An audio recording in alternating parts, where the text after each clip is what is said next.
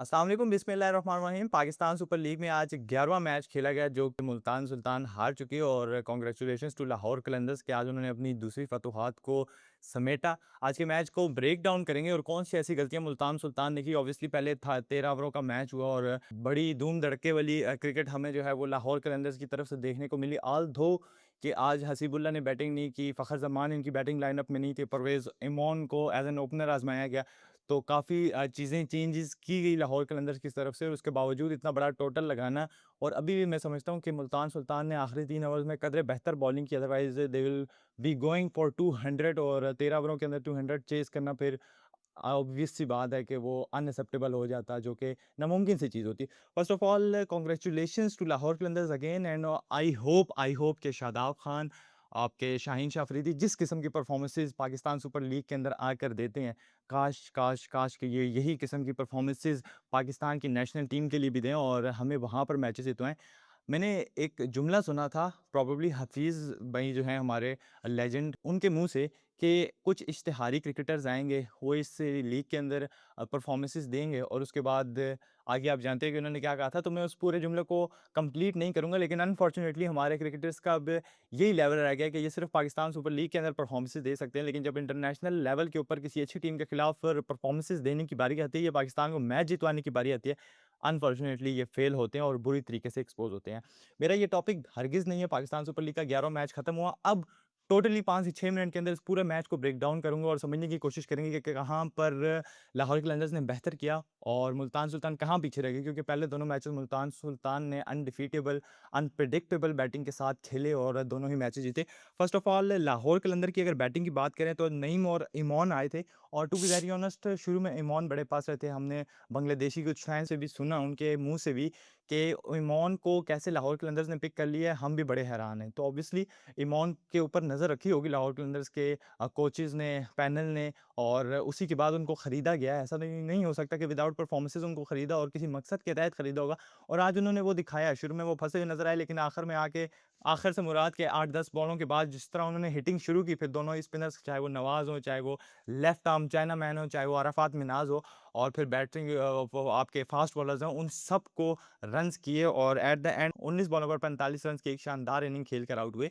Match Lahore कलंदर के पास कैसे गया?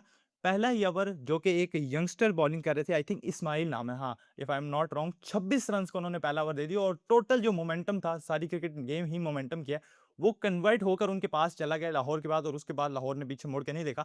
फिर नहीम आज जितने लकी साबित हुए हैं, ऑब्वियस सी बात है कि उनके बल्ले से रन्स आने थे, हर बॉल पे ट्राई कर रहे थे बड़ा शॉट लगाने की, ऑब्वियस सी बात है 13 ओवर्स थे तो आपने जाना था, लेकिन उसके बावजूद कोई चौका, कोई छक्का, एजेस के ऊपर जा रहे हैं, तो अगर बॉल मिडल नहीं भी हो रहा था तो उसके बावजूद भी नईम को रन्स मिल रहे थे। तो जब आपकी लक साथ हो तो ऑब्वियसली वो जो एजेस होते हैं वो भी छक्के के लिए जाते हैं, अदरवाइज वो सारे कैचेस हो जाते हैं। तो बड़ा ही शानदार स्टार्ट मिला। फिर नीचे से अब्दुल्ला शफीक ने आके चिपन किया, 14 बॉलों पर 33 रन्स, 2 छक्के, आई थिंक 3 चौकों की बारी खेली और कमाल की बारी थी। और इसी तरह की इम्पैक्टफुल इनिंग्स जो हैं वो टी20 क्रिकेट में डिलीवर करने की ज़रूरत होती है मिडल ऑर्डर को, और अब्दुल्ला शफीक ने टू बी वेरी ऑनेस्ट उसी किस्म की परफॉर्मेंस दी थी और जो पीछे का एक छक्का मारा था, I am very happy to see that kind of shots from Abdullah Shafique specially. जब अब्दुल्ला भी आउट हुए और नईम भी आउट हुए, प्रोबेबली वो 10वां 11वां ओवर था और उस टाइम आई थिंक ये 150 160 के करीब पहुंच गए थे, if I am not wrong, मुझे जो याद पड़ता है। उसके बाद रजा और आसिफ अली खेले थे और उसके बाद वसीम जूनियर के 2 ओवर रहते थे, प्रॉब्लली उन्होंने 11वां और 13वां ओवर किया था और मिडल में जो 12वां ओवर था वो पीटर सिडल ने किया।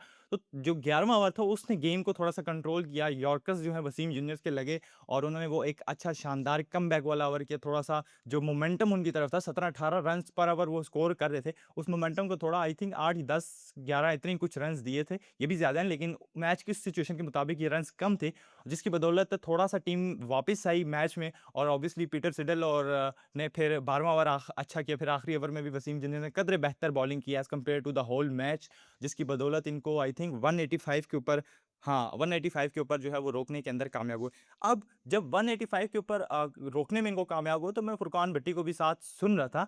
उन्होंने एक पोल लगाया और उसमें ये चीज़ पूछी गई फैन्स से कि क्या आपको लगता है कि मुल्तान सुल्तान इसको चेज़ कर पाएगी? तो ऑलमोस्ट 60% लोगों ने इस चीज़ को कन्फर्म किया कि उनको लगता है मुल्तान सुल्तान चेज़ करेगी। अब इसकी सबसे बड़ी वजह क्या थी? इतना बिलीव मुल्तान सुल्तान के प्लेयर्स के ऊपर क्यों था? क्योंकि ऊपर इनके पास कमाल के ओपनर जिन्होंने पिछले मैच में 100 लगाया और साहिबज़ादा फरहान और स्टिव स्मिथ जैसे बड़े मंझे हुए प्लेयर्स कहलाए जाते हैं टी20 आईज़ के।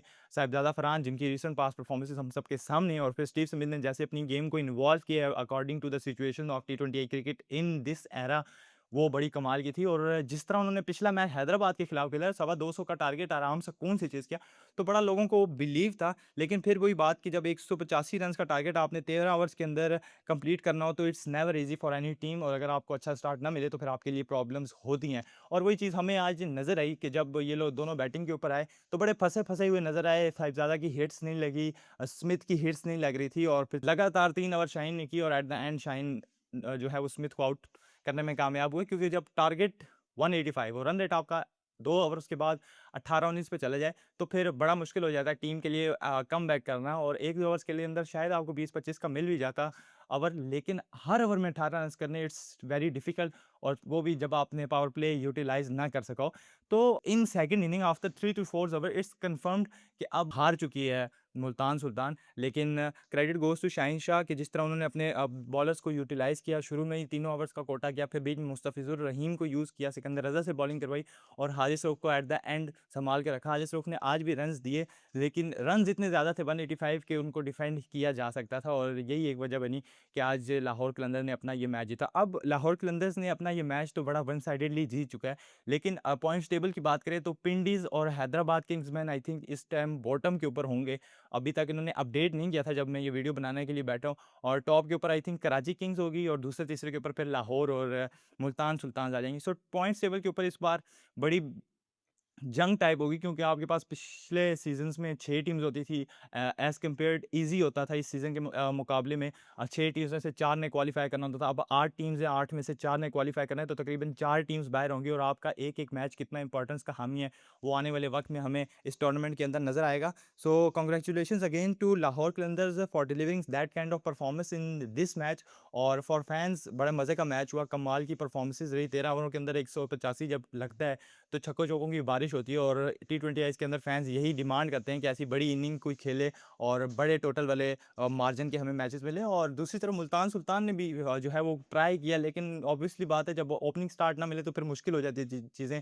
जैसे एस्टन टर्नर ने कुछ हिट्स लगाई, आपके लेफ्ट आर्मर शान मसूद ने नीचे से आके चिप इन किया, लेकिन टारगेट इतना बड़ा था कि उसको कंप्लीट नहीं किया जा सकता। सो आज की वीडियो के लिए इतना ही। होप्स हो कि आपको ये वीडियो अच्छी लगी होगी। अगर आपको मेरी वीडियो अच्छी लगी तो वीडियो को लाइक और चैनल को सब्सक्राइब कर दें। मिलते हैं नेक्स्ट वीडियो में, तब तक के लिए इजाज़त दीजिए। अल्लाह हाफ़िज़।